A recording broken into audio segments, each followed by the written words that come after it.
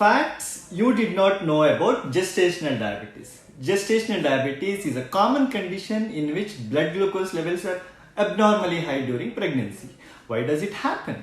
During pregnancy, the unborn baby needs a continuous supply of carbohydrates. In some cases, the mother's body cannot produce enough insulin to meet this demand, resulting in gestational diabetes. Gestational diabetes usually starts in 5th month of pregnancy.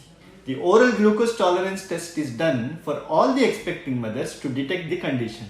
Not all pregnant women need to develop gestational diabetes. However, the conditions that increase the risk of developing this condition include overweight of the mother, history of diabetes in a previous pregnancy, family history of early onset diabetes mellitus, women with PCOD.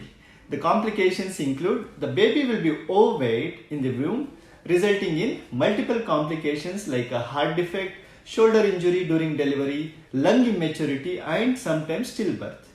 Polyhydramnias, where excess fluid around the baby results in a difficult labor. Your regular pregnancy scans can detect most of the complications. You can manage the condition by strictly maintaining blood sugar levels within permissible limits, a good diet, regular exercise, and prescribed medications. Gestational diabetes is not permanent. The condition reverses post-delivery in most cases. You can post questions or doubts in the comment section below and follow me for more informative videos.